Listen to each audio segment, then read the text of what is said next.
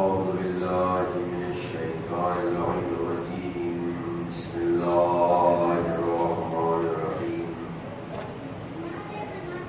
الحمد لله رب العالمين. الصلاة والسلام والتحية والإكرام على النبي المكي المدني القرشي الهاشمي البتغي المحمود الأحمد والمصطفى الأمجد مولانا مولى الثقلين جد الحسن والحسين أبي القاسم محمد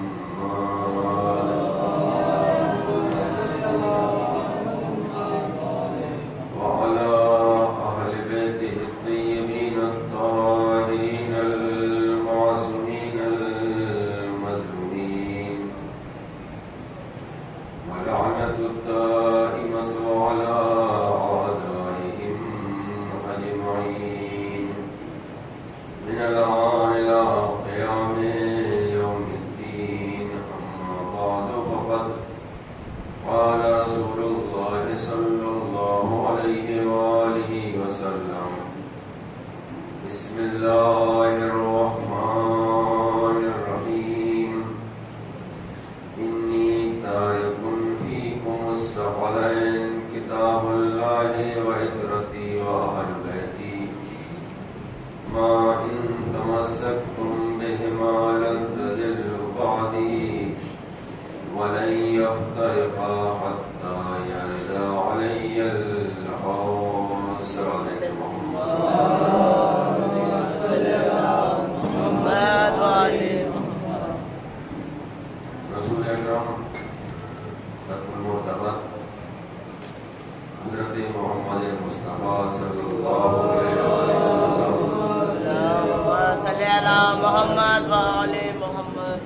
یہ ارشاد فرما رہے ہیں: میں تمہارے درمیان دو گراں قدر چیزیں چھوڑ کر جا رہا ہوں.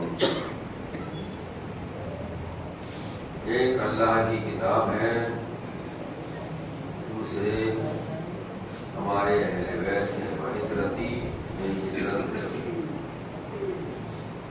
ما ان تمسکتم بہما، جب تک تم ان دونوں سے متمسک رہو گے، لن تضلوا بعدی، یہ ہمارے بعد گمراہ نہیں ہوں گے. وَلَن يَفْتَرِقَا حَتَّى يَرِدَ عَلَيَّ الْحَوْض، اور یہ دونوں بھی ایک دوسرے سے جدا نہیں ہوں گے یہاں تک کہ حوض کوثر پر مجھ سے آگے مل جائے. یہ حدیث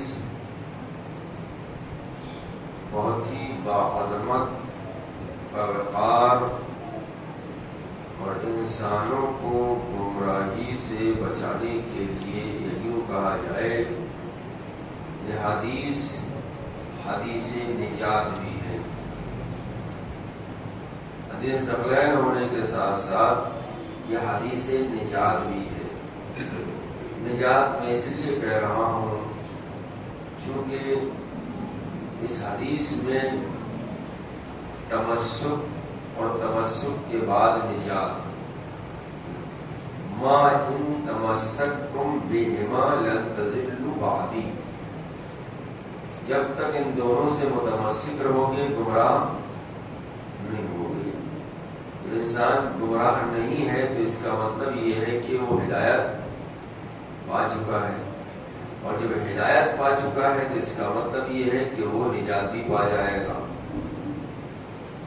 جو انسان ہدایت نہ پا سکا وہ نجات نہیں پائے گا. ہدایت جس کے پاس ہے، جو ہدایت یافتہ ہے، نجات بھی اسی کا حق ہے. اور رسول اکرم نے اس حدیث میں یہی بیان کیا، جب تک ان دونوں سے متمسک ہو گئے. یہ نہیں کہا کہ ان میں سے کسی ایک سے متمسک ہو گئے، دونوں سے متمسک ہو گئے تب جا کے تم گمراہی سے بچ جاؤ گے، بچو گے. لیکن اگر تم نے کسی ایک کو چھوڑا تو تم ہدایت نہیں پا سکتے. نہ ہم اہل بیت کو چھوڑ سکتے ہیں، رسول کی اطاعت کو، نہ ہم قرآن کو چھوڑ سکتے ہیں. اور ان دونوں کا تمسک ایسا ہے کہ آپ اگر تھوڑا سا غور کریں آپ کو اندازہ ہوگا ان کا تمسک ایسا تمسک ہے کہ سر و تن میں جدائی ہو جاتی ہے، مگر قرآن کی تلاوت حسین ہو کے نیزہ بھی کر رہے ہیں. یہ تمسک کی بہت عظیم مثال ہے اور بہت عظیم نظیر ہے، بے نظیر مثال ہے. ایسی نظیر ہمیں دنیا میں نہیں ملتی کہ سر و تن میں جدائی ہو جائے اور قرآن کی تلاوت ہو.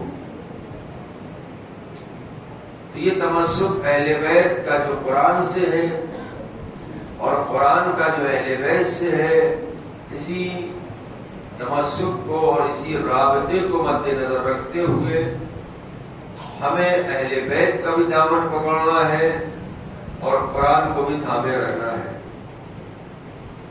اس لیے کہ اگر ایک قرآن صامت ہے تو دوسرا قرآن ناطق ہے. ایک خاموش قرآن ہے، ایک بولتا ہوا قرآن ہے. ایک چپ قرآن ہے، ایک گفتگو کرتا ہوا قرآن ہے. ایک تلاوت کرنے کے لیے ہے، یا یوں کہا جائے کہ ایک تحریر ہے، دوسری تصویر ہے. ایک پہ لکھا ہوا ہے، دوسرا جو ہے اس کی تفسیر بن رہا ہے. تو دو چیزیں، ایک کتاب خدا، دوسرے رسول کی اطاعت. یہ تقریباً تمہیدی گفتگو کا اختتام ہو چکا ہے اور آپ کی منزل شروع کرنے جا رہا ہوں. میں نے کل جس مقام پہ آپ کو چھوڑا تھا اسی سے آگے بڑھنا ہے، اور ہمارا موضوع عنوان، موضوع گفتگو حدیث ثقلین ہے، حدیث نجات ہے. میں نے آپ کی خدمتوں میں عرض کیا تھا کہ اس حدیث میں کوئی اختلاف نہیں ہے. اختلاف اس بات پر ہے کہ یہ رسول اکرم نے حدیث کب ارشاد فرمائی. یہ اختلاف نہیں ہے کہ یہ حدیث ہے یا نہیں ہے، جھوٹی ہے یا سچی ہے، اس میں کوئی اختلاف نہیں ہے. اختلاف کس بات میں ہے کہ یہ حدیث کہاں رسول اکرم نے کب فرمائی، رسول اکرم کس عالم میں تھے، بستر میں تھے تب کہا، قدیم میں کہا، کہاں کہا.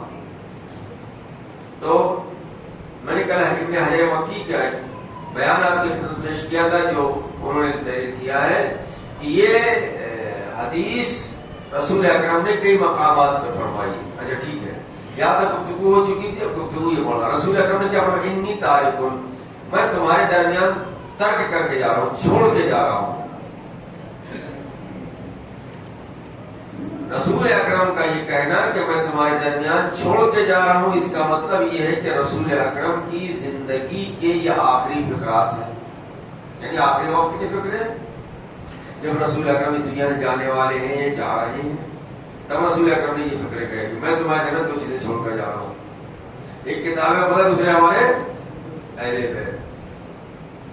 رسول کی زندگی کے آخری کلمات حدیث ثقل ہے. رسول کی زندگی کے عہدہ رسالت پر فائز ہونے کے بعد پہلے فقرے کیا ہیں؟ یہ تو رسول اکرم کی زندگی کے آخری فقرے ہیں. میں تمہارے درمیان دو چیزیں چھوڑ کر جا رہا ہوں. تو رسول اکرم کی زندگی کے پہلے فقرے کیا ہیں؟ یعنی جب عہدہ رسالت ملا ہے تو جانتے ہیں آپ کیا فقرے ہیں؟ قولوا لا الہ الا اللہ فتفلحوا. بس ہمارے ساتھ جڑ جائیے آپ. عہدہ یعنی 40 سال کے بعد جب عہدہ رسالت بظاہر آپ کو دیا گیا تو آپ کیا کہا گیا؟ کہو ان سے لا الہ الا اللہ کہے اور یاد پا جائیں گے. تو رسول اکرم کی زندگی کے وہ فقرے جو عہدہ رسالت کے بعد ارشاد فرمائے، وہ فقرے کون سے ہیں؟ لا الہ الا اللہ کہو، قولوا لا الہ الا اللہ فتفلحوا. تم لا الہ الا اللہ کہو، نجات پا جاؤ گے. آخری فقرے کیا ہیں؟ میں تمہارے درمیان دو چیزیں چھوڑ کر جا رہا ہوں.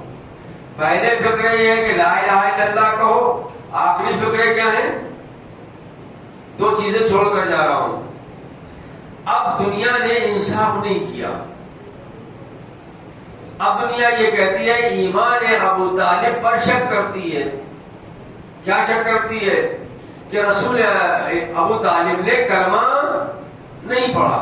یہی کہتی ہے نا دنیا، کلمہ نہیں پڑھا. تو یہ کلمہ رسول اکرم کی زندگی کے عہدۂ رسالت ملنے کے بعد پہلا فقرہ کون سا ہے؟ لا الہ الا اللہ. دنیا کہہ رہی چونکہ رسول ابو طالب نے کلمہ نہیں پڑھا.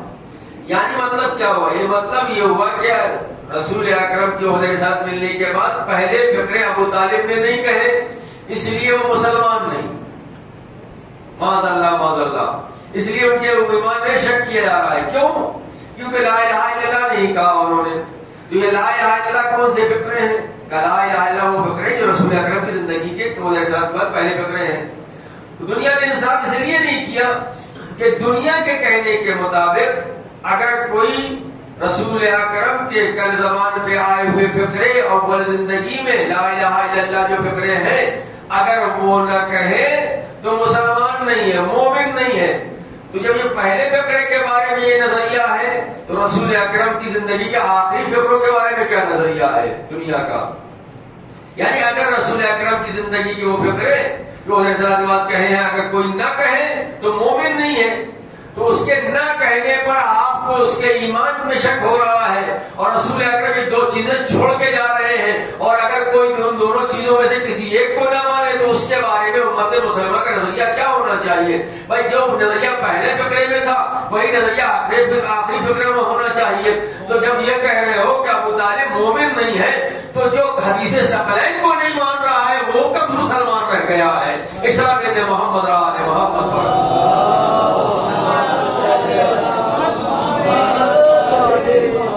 بھائی یہی تو کہا گیا نا کہ حسبنا کتاب اللہ، ہمارے لیے اللہ کی کتاب کافی ہے. رسول صرف کتاب چھوڑ کے نہیں گئے، رسول دو چیزیں چھوڑ کے گئے. ایک کتاب اللہ، دوسرے عطرت. اگر وہاں کلمہ لا الہ الا اللہ نہ پڑھا جائے تو کہہ رہا کہ وہ ایمان سے خارج ہے، وہ ایمان نہیں ہے، وہ مومن نہیں ہے، وہ مسلمان نہیں ہے. لیکن جو آخری فقرے نہیں مان رہا، کہنے کی بات نہیں چل رہی یہاں پر. یہاں ہے ماننے کی گفتگو. وہاں تم شروع زندگی میں کہہ رہے ہو کہے نہیں ہے. اما بھائی کہے نہیں ہے لیکن عملی طور پر ابو طالب نے تمہارے کہنے کے حساب سے کہے نہیں ہے لیکن عملی طور پر ابو طالب نے کلمہ پالا ہے، کلمے کو پرورش کی ہے. رسول کو پرورش کرنے کا مطلب یہ ہے کلمے کو پالنا. رسول کی پرورش کرنے کا مطلب ہے اسلام کو پالنا. رسول کی پرورش کرنے کا مطلب یہ ہے کہ توحید کو آگے بڑھانا. ابو طالب اس ذات کا نام ہے جو تمہارے کہنے کے حساب سے کلمہ پڑھا نہیں ہے، ہمارے کہنے کے حساب سے کلمہ پڑھا بھی ہے، کلمے کو پالا بھی ہے. اشراق محمد آل محمد.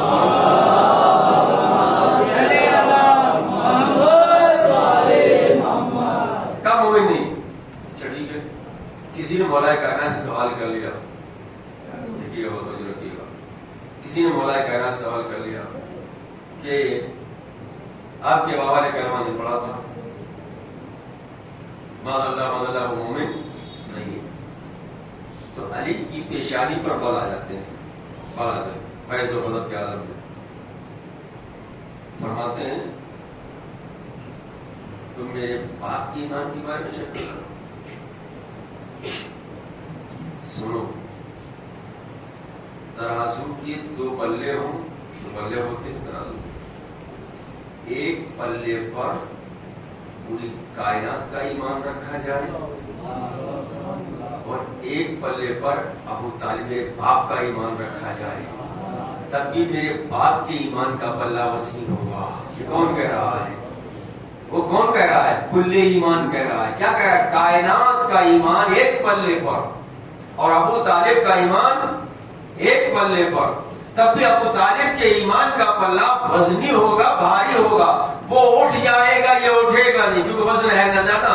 تو ابو طالب وہ محمد علیہ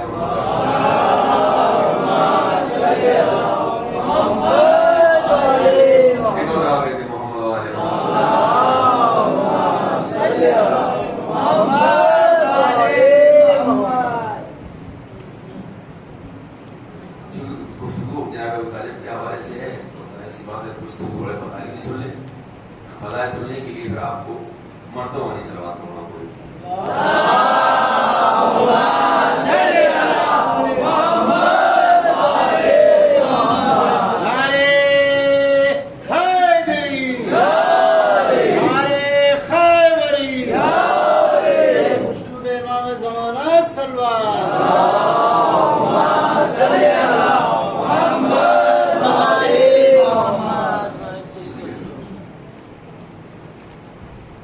جب محمد عربی اس دنیا میں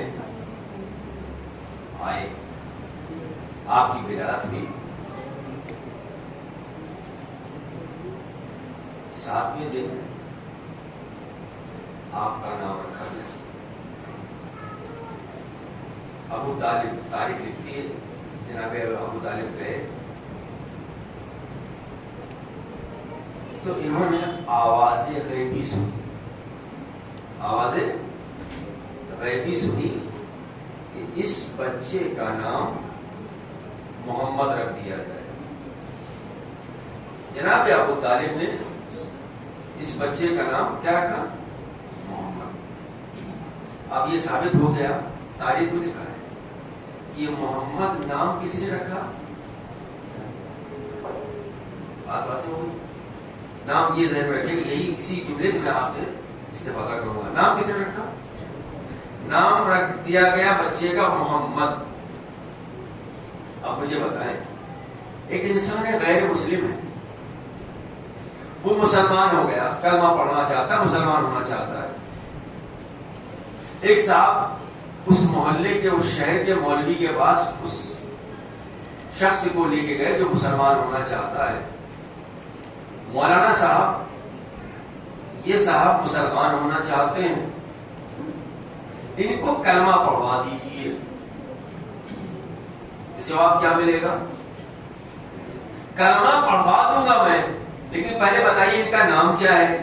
تو مثال کے طور پر انہوں نے جو اپنا نام رکھا جاتا ہے فلاں پرساد یا فلاں پرساد یا فلاں سی حسین اور یہ سب جو نام ہے رکھا تھا نا. کہا دیکھیے نا پہلے کلمہ پڑھنے سے پہلے آپ کو نام بدلنا پڑے گا. توجہ رکھیے گا. یہ محمد نام کس کا رکھا ہوا ہے؟ ابو طالب کا. دنیا ایمان ابو طالب میں یہ دو جملے ذہن میں رہیں گے, نتیجہ آپ تک خود بخود پہنچ جائے گا. کیا کہا مولانا نے؟ اس کا نام پہلے تبدیل کرو تب کلمہ پڑھیں گے. بھائی کیوں؟ کہ یہ قانون ہے کہ جو شخص مسلمان ہونا چاہ رہا ہے پہلے وہ اپنا نام تبدیل کرے. کیوں؟ یہ تو خود مسلمان ہو رہا ہے, جو خود کلمہ پڑھ رہا ہے, نام سے کیا مطلب؟ کہ مولانا آپ کو معلوم نہیں ہے, نام اس لیے تبدیل ہو رہا ہے کہ اللہ جب کوئی مسلمان ہونا چاہتا ہے اللہ اس کے ساتھ جتنی بھی کافر نسبتیں ہیں سب کو ختم کر دے گا. یہ نام جو ہے یہ نسبت کافر کی تفسیر نام ایسا رکھا گیا ہے. تو اللہ اس نسبت کو برداشت, پہلے کافر نسبتوں کو ختم کرو. یہ نام ہی تو تھا نا کہ اس سے کفر کی بو آ رہی ہے, اس لیے اس کو تبدیل کرو, اس لیے اس کو ختم کرو, دوسرا نام رکھو تب میں کلمہ پڑھاؤں گا. بھائی دوسرا نام رکھ دیا گیا, اب اس نے کلمہ پڑھا لا الہ الا اللہ محمد الرسول اللہ. لا الہ الا اللہ کہ یہ مسلمان نہیں ہوا, کیا کہے گا؟ محمد الرسول اللہ. ٹھیک ہے, یہ محمد الرسول اللہ لا الہ الا اللہ جو کلمہ دیا گیا کس کی طرف سے دیا گیا؟ اللہ کی طرف سے نا. کلمہ پڑھاؤ نا, اپنی نبوت کا کلمہ پڑھاؤ نا. آدم نے کہا لا الہ الا اللہ, آدم رسول اللہ. نوح نے کہا لا الہ الا اللہ, نوح نبی اللہ. اس طریقے ہر نبی اپنا کلمہ پڑھواتا رہا کہ بھائی میں اللہ کا نبی ہوں, میں اللہ کا رسول ہوں. یہی تو ہے نا منزل, یہی تو ہے پوری تاریخ, یہی تو ہے اسلام نا. اب یہ مسلمان ہو رہا ہے تو اس ضرورت کیا ہے اس کو نام بدلنے کی؟ کہا نہیں, اسلام کافر نسبتوں کو برداشت, تم بدل رہے ہو, نسبتیں بھی ختم کرو. اب یہ نام کس کا رکھا ہوا ہے؟ ابو طالب کا. معبود اس کلمے میں محمد کیوں رکھ دیا تو نے؟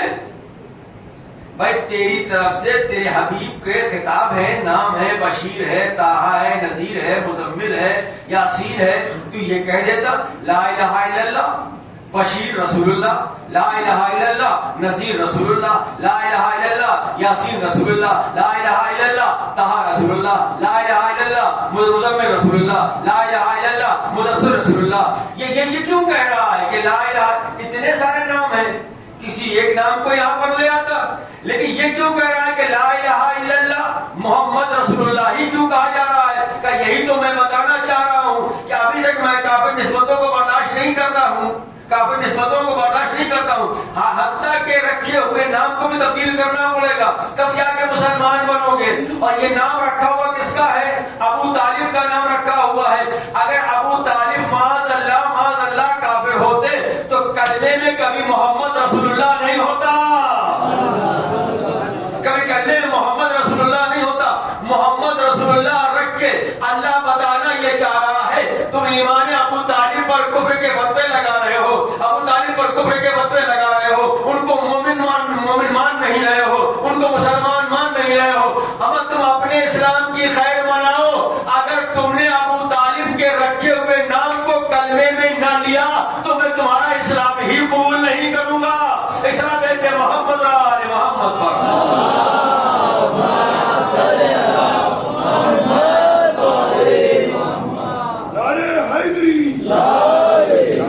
چمر کری کری ہری ہری ہری کری کری ہری ہری ہری باواز بلا اللہم صلی علی محمد وعلی محمد۔ جیسے اس کے والی بات ہے، غور کریں قرآن کہہ رہا، کیا کہہ رہا قرآن کہہ رہا الم یجدک یتیما فآویٰ، صرف نام نہیں رکھا ابو طالب نے، کیا کہا قرآن نے؟ الم یجدک یتیما، اپنے حبیب سے مخاطب ہے قرآن، اللہ کے حبیب سے مخاطب ہے، اے میرے حبیب جب میں نے تمہیں یتیم پایا تو میں نے تمہاری پرورش کی، میں نے تمہیں پالا۔ الم یجدک یتیما فآویٰ ووجدک ضالا فہدیٰ، میں نے تمہاری ہدایت کی، ووجدک عائلا فاغنیٰ، یہ دو جملے میں اس سے استفادہ کروں گا۔ اور جب ہم نے تمہیں فقیر پایا، آپ کے پاس کچھ نہیں تھا تو ہم نے تمہیں غنی بنایا، فأغنیٰ، غنی بنایا۔ کہ کون کہہ رہا ہے؟ اللہ کہہ رہا ہے، کہاں کہہ رہا ہے؟ قرآن میں۔ معبود یہ لفظ غنی تو کس کو کہہ رہا ہے؟ کہ غنی میرا محمد ہے، محمد کے علاوہ کوئی غنی نہیں ہے۔ اسراء بن محمد آل محمد صلی اللہ محمد، کچھ شخصیتوں کے ساتھ لگایا جاتا ہے نا لفظ، تو قرآن یہ کہہ رہا ہے کہ میں نے محمد کو غنی بنایا ہے، محمد میرا غنی ہے۔ تو کیا کہا اللہ نے کہ جب تم یتیم تھے تو ہم نے تمہاری پرورش کی، جب یتیم تھے تو پرورش کی۔ اب تاریخ پڑھیے، تاریخ کیا کہہ رہی ہے؟ تاریخ اسلام کیا کہہ رہی ہے؟ تاریخ اسلام یہی کہہ رہی ہے کہ جب محمد مصطفیٰ یتیم ہوئے، چونکہ آپ کے والد کا انتقال آپ کی ولادت سے پہلے ہو گیا تھا، ٹھیک ہے، یہ تو تاریخ ہے نا، ماں کا انتقال آپ کی ولادت کے کچھ عرصے کے بعد ہو گیا۔ اب محمد عربی یتیم، قرآن یہ کہہ رہا ہے کہ جب ہم نے تمہیں یتیم پایا تو ہم نے تمہاری پرورش کی۔ اب جناب رسول اللہ کے دادا جناب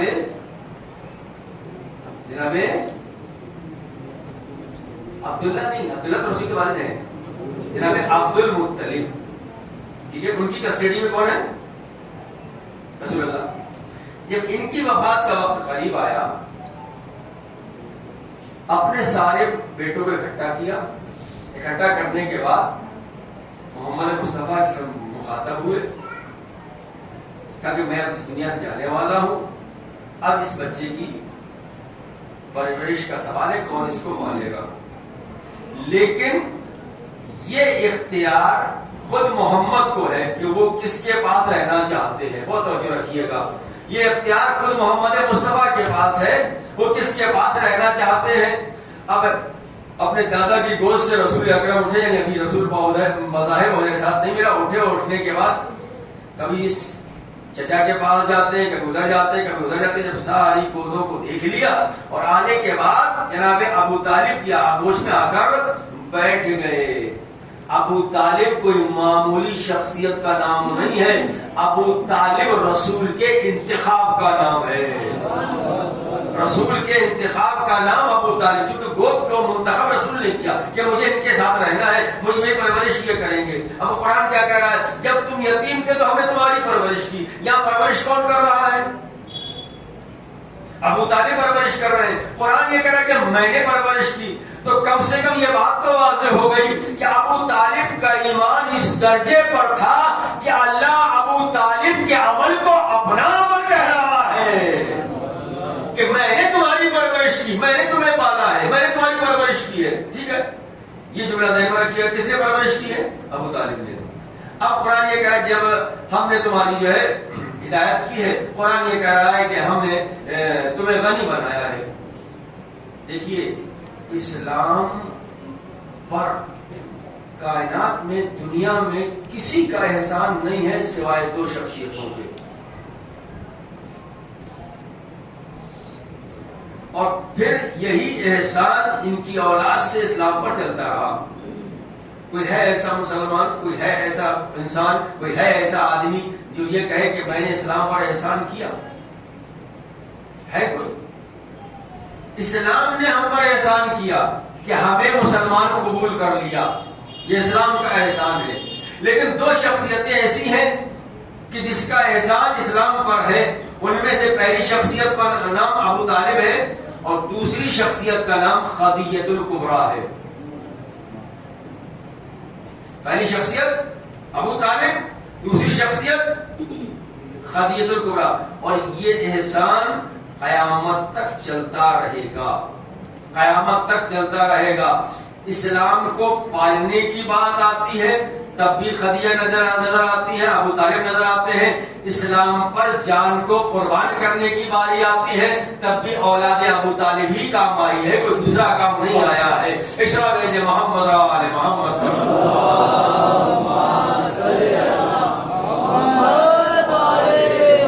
بھیا میں ایسے اتنا انداز سے پڑھوں، مجھ سے وجہ سے پڑھنا، اس لیے میں زور نہیں لگا رہا ہوں بالکل بھی. ٹھیک ہے نا؟ تو دو شخصیتوں کا احسان ہے. ایک کس کا احسان ہے؟ ابو طالب کا. دوسرا احسان کس کا ہے؟ جناب خدیجہ الکبریٰ کا. اور دونوں نے جو احسان کیا ہے اس کا ذکر قرآن نے دونوں کے عمل کو اپنا عمل کہا ہے. دونوں کے عمل کو اپنا عمل کہا ہے. ابو طالب نے پروان چڑھایا، پالا. قرآن کہہ رہا ہے کہ ہم نے محمد تمہاری پرورش ہم نے کی ہے. تیسرا فقرہ کیا ہے؟ وَوَجَدَكَ عَائِلًا فَأَغْنَىٰ. جب ہم نے آپ کو دیکھا کہ آپ کے پاس کچھ نہیں تو ہم نے تمہیں غنی بنایا ہے. اب جب جناب خدیجہ کی شادی رسول اکرم کے ساتھ ہوئی تو جناب خدیجہ کو ملیکۃ العرب کہا جاتا ہے. عرب کی ملیکہ، عرب کی مالکہ، عرب کی مملکت کی مالک. کتنی دولت مند تھی، کتابوں میں آپ کو ملے گا. اتنا سرمایہ تھا، اتنی دولت تھی، اتنا آپ کے پاس مال تھا، اتنا اسباب تھا کہ جب آپ کی شادی ہوئی تو کھانا عام تھا. کوئی آئے کھائے، جتنا چاہے لے جائے. ہیرے جواہرات سونے چاندی کے ڈھیر لگے تھے، جس کا جتنا دل چاہے لے جائے. کس کا ہے جناب؟ اگر ہم آج تبرک میں نیاز رکھ دیتے ہیں، کھانا رکھ دیتے ہیں تو ہم سوچتے ہیں کہ ہم نے یہ قوم پر احسان کر دیا، ملت پر احسان کر دیا، ہم نے تو ایسا کر دیا. اور بڑی بڑی ڈینگیں ہانکنے لگتے ہیں کہ آج میں نے کھانے میں یہ بنوا دیا، اور تو ایسا کر دیا، ایسا کر دیا، ایسا کر دیا. ارے تم کیا کھلاؤ گے، ہم کیا کھلاؤ گے، ہم کیا کھلائیں گے؟ خدیجہ نے جو سب کو کھلا دیا، سب کو دے دیا. یہ نام تھا جو جتنا چاہے لے کے چلا جائے. ٹھیک ہے نا؟ اب ساری دولت ذرا سوچئے، ساری دولت جب شادی ہو کے جناب خدیجہ کی آئی ہے تو ساری دولت رسول کے قدموں میں ڈال دی. یہ آپ کے اختیار میں ہے، اس کو جیسے چاہیں خرچ کریں. یہاں مزاج بالکل الٹا ہے، یہاں مزاج بالکل برعکس ہے، یہاں بالکل الٹے چلے. وہاں خدیجہ اپنی ساری اتنی بڑی مملکت کی مالک ہے، ملکۃ العرب کہا جاتا ہے. اور یہ بھی میں آپ کو بتا دوں کہ خدیجہ کو یہ لقب خود رسول اکرم نے دیا ہے. خود رسول اکرم نے، ہم تفصیل میں جائے گا وقت نہیں. ملکۃ العرب، عرب کی ملکہ، ساری دولت آپ نے رسول اکرم کو دے دی. کہا یہ آپ کو اختیار ہے، آپ اس کو جیسے چاہیں خرچ کریں، جہاں چاہیں خرچ کریں، اسلام پر اس کو قربان کر دیجیے. قرآن کیا کہہ رہا ہے؟ الم یجدک یتیما فآویٰ، جب تم یتیم تھے تو ہم نے تمہیں تمہاری پرورش کی، جب تمہارے پاس کچھ نہیں تھا ہم نے تمہیں غنی بنایا. یہ دو احسان کو یاد رکھیے گا. اس اسلام پر احسان کس کا ہوگا؟ ابو طالب کا. اور کس کا ہوگا؟ قرآن کیا کہہ رہا؟ حل جزاء الاحسان، کیا احسان کا بدلہ احسان نہیں ہے؟ جب اللہ ہم سے مطالبہ کر رہا ہے کہ اگر کوئی تمہارے ساتھ احسان کرے تو تم بھی اس کے ساتھ احسان کرو، تو کیا اللہ خود احسان پر عمل نہیں کرے گا؟ کہاں کرا، کیسے کیا؟ اب میں وہ آپ کی خدمت میں وہ رابطہ بیان کرنا چاہتا ہوں. کیسے احسان کا بدلہ دیا اللہ نے؟ کہ دیکھو اسلام پر دو ذاتوں کا احسان، ایک ابو طالب کا، ایک خدیجہ کا. ابو طالب نے محمد کو پالا، خدیجہ نے اسلام پر دولت کو لٹا دیا. اب یہ دو شخصیتوں کا احسان اسلام پر ہے، اسلام پر دو شخصیتوں کا احسان ہے. تو اللہ نے کیا کیا؟ کہا دیکھو میں اس احسان کا بدلہ اس طریقے سے دوں گا، اس احسان کا بدلہ اس طریقے سے دوں گا کہ ابو طالب کا بیٹا ہوگا، خدیجہ کی بیٹی ہوگی، دونوں کا عقد ہوگا. اب جو نسل چلے گی وہ نسل ابو طالب ہے، نسل خدیجہ ہے. یہی تو اسلام پر احسان ہے. اسرا بین محمد و آل محمد.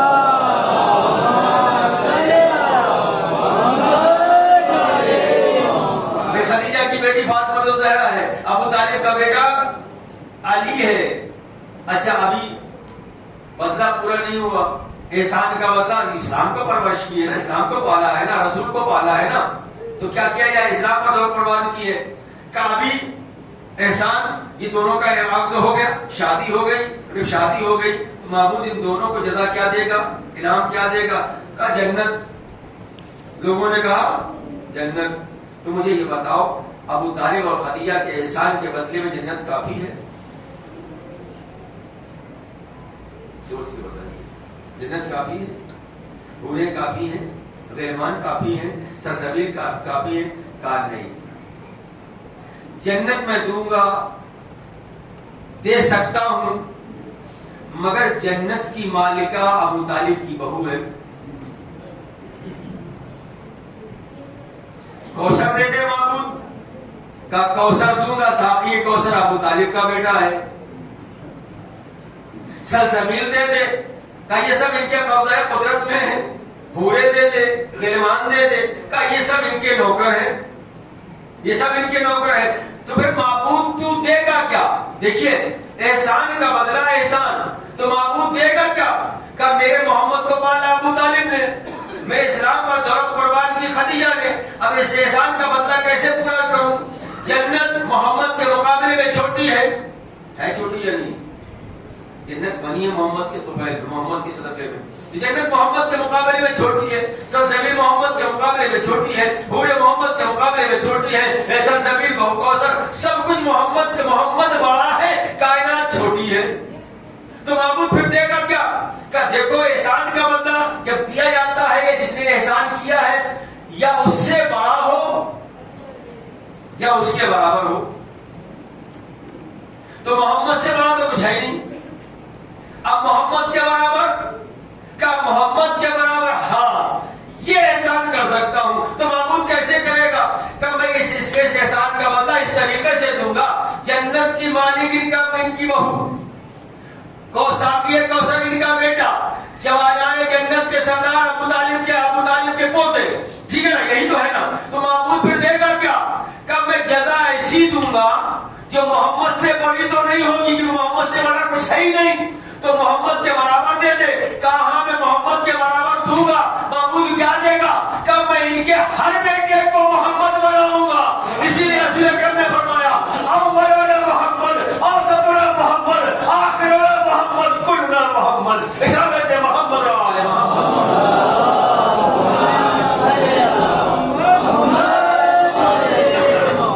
دیکھو اس سے میں تو سوال ہے محمد و آل.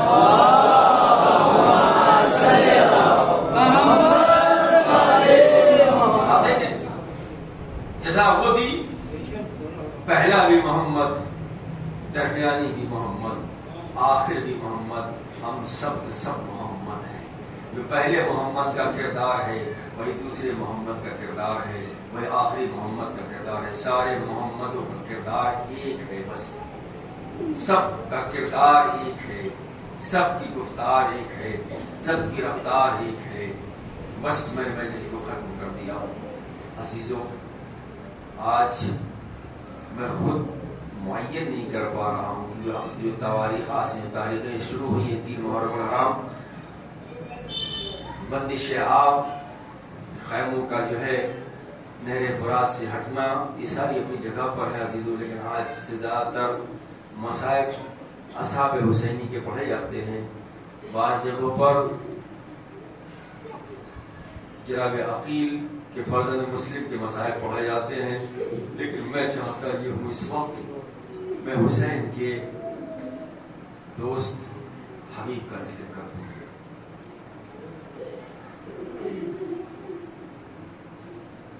حبیب ابن مظاہر, دوستی کی ایک مثال دی جاتی ہے. کیونکہ میری عادت ہے میں تھوڑی سی تفصیل میں عرض کروں اور اس کے بعد چند مدعے مسائل. ایک روز رسول اکرم نے دیکھا,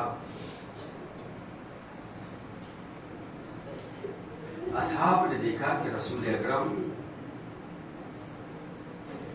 بہت سارے بچے کھیل رہے ہیں. رسول اکرم نے ایک بچے کو لیا, اٹھایا, اس کو پیار کر رہے ہیں.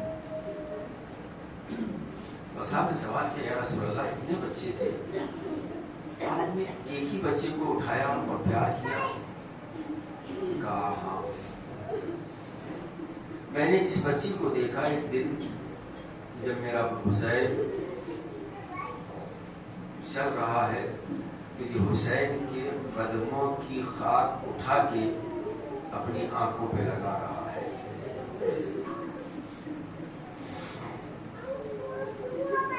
یہ میرا حسین کا عاشق, یہ میرا حسین کا محب.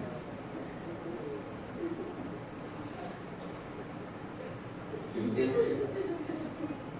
حبیب کے باپ والد مظاہر, حبیب ابن مظاہر, حبیب کے والد مظاہر رسول اکرم کی دعوت کی اور یہ فرمایا کہ یا رسول اللہ, آپ اپنے ہمراہ, اپنے ساتھ اپنے دونوں نواسوں کو ضرور لے کے آئیے گا. رسول اللہ نے دعوت کو قبول کر لیا, دعوت کو قبول کر لیا اور وقت ہوا دعوت کا تو حبیب مظاہر جو ہے اپنے گھر میں تیاریاں کر رہے ہیں, کھانا تیار ہو چکا ہے. عزیزوں, اب انتظار کس بات کا ہے؟ انتظار اس بات کا ہے کہ میرے گھر میں رسول اکرم تشریف لائے.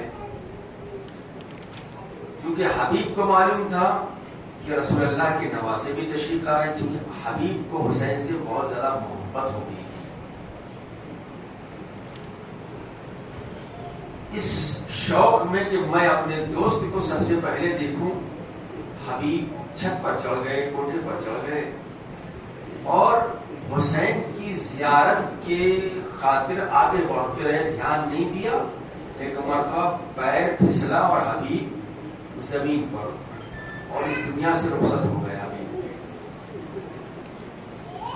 بات مظاہر کو معلوم ہو گئی, لیکن مظاہر نے یہ سوچا کہ اگر میں یہ بتا دوں گا کہ میرا بیٹا مر گیا ہے تو کوہرام برپا ہو جائے گا اور رسول جو دعوت کے لیے آ رہے ہیں اس سعادت سے میں محروم ہو جاؤں گا. اس لیے مظاہر نے اپنے بیٹے حبیب کی لاش کو ایک کمرے میں چھپا دیا. مظاہر کی حبیب کی لاش کو چھپا دیا.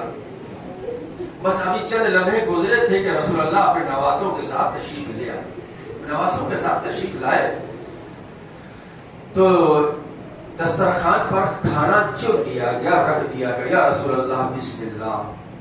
ایک مرتبہ امام حسین علیہ السلام نے داہنی طرف دیکھا, بائیں طرف دیکھا, آنکھیں کچھ تلاش کر رہی ہیں, کچھ ڈھونڈ رہی ہیں. رسول اللہ نے کہا بیٹا حسین کھانا نوش کرو. کہا نانا نہیں, میں اپنے دوست کو دیکھ رہا ہوں مگر حبیب کہیں نظر نہیں آتے.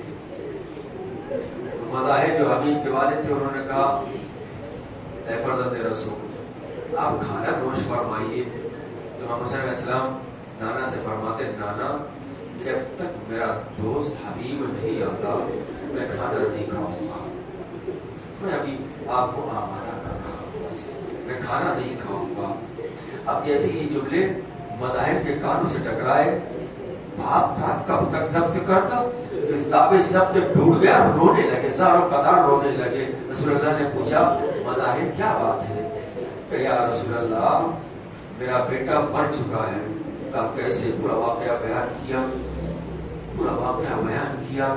آپ کے نواسی کی زیارت کی خاطر وہ چھت پر گیا تھا اور ایسا ایسا ہو گیا. تو کہا اس کی لاش کہاں ہے؟ قبر میں ہے. کا لاش لے کے آؤ. جو مظاہر حبیب کی لاش لے کے آئے, رسول نے دعا کی, رسول نے دست دعا بلند کی. حسنین نے آمین کہا. حبیب اٹھ کے کھڑے ہو گئے, حبیب اٹھ کے کھڑے ہو گئے. حسین آج تم حبیب کو زندگی دے رہے ہو, کل حبیب کو کربلا تم خط لکھ کر بلاؤ گے.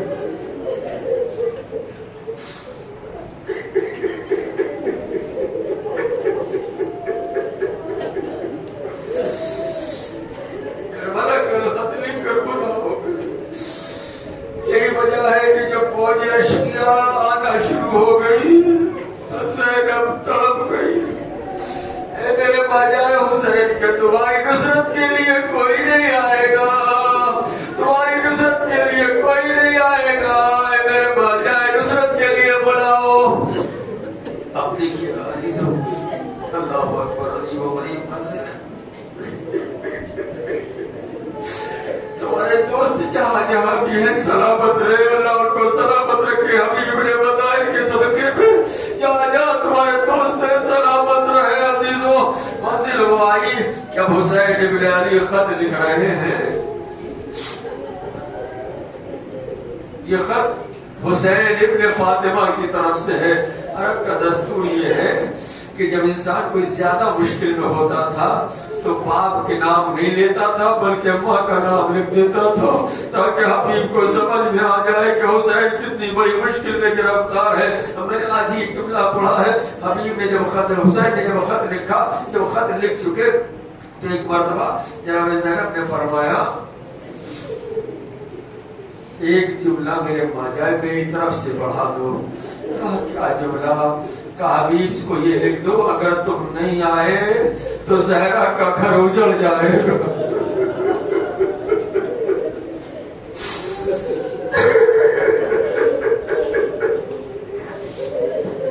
خط قاصد کو دیا, قاصد خط لے کے کوفے پہنچا.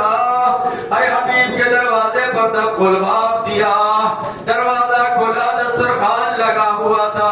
حبیب نے خط لیا, آنکھوں سے لگایا, منہ سے چوما, خط کو کھولا, جو پڑھنا شروع کیا. ایک رنگ آتا ہے چہرے پر, ایک رنگ جاتا ہے. زوجہ حبیب کا چہرہ دیکھ رہی ہے. کیا بات ہے حبیب, کیا بات ہے؟ کہ حسین نے مجھے بلایا ہے. کا ماجرا کیا ہے؟ کہ میرا حسین نرغے آدھا میں گر گیا ہے, اس کا کوئی ناصر و مددگار نہیں ہے, مجھے مدد کے لیے بتایا ہے. زوجہ پوچھتی ہے تو پھر ارادہ کیا ہے؟ ایک مرتبہ زوجہ نے پوچھا ارادہ کیا ہے؟ حبیب کہتے ہیں کہ میں سوچ رہا ہوں میں چلا گیا تو تیرا کیا ہوگا. ایک مرتبہ زوجہ بحث میں آتی اور آنے کے بعد کہتی ہے میری چادر تم اوڑھ لو, اپنی تلوار مجھے دے دو, میں اپنے آقا کی مدد کے لیے جاؤں گی. حبیب نے کہا میں تو تیرا امتحان لے رہا تھا. لو حبیب نے غلام کو حکم دیا کہ جاؤ فلاں مقام پر میرا گھوڑا لے جاؤ, وہاں انتظار کرنا. حبیب کو کچھ دیر ہوئی, جب وہاں گھوڑے کے قریب پہنچے تو کیا دیکھا؟ جو حبیب کا غلام تھا وہ گھوڑے سے کہہ رہا تھا اگر میرا آقا نصرت حسین کے لیے نہیں آیا تو میں تجھ پر سوار ہو کے آقا کی مدد کے لیے جاؤں گا.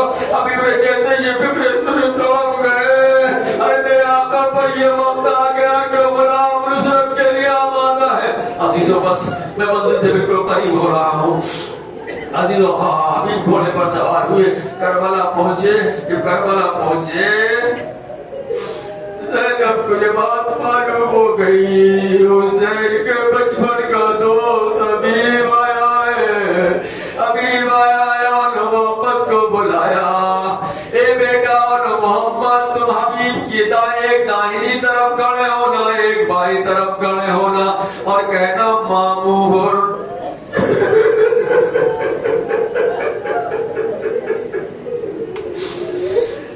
کسے کہتے ہیں؟ کہا ابا کے بھائی کو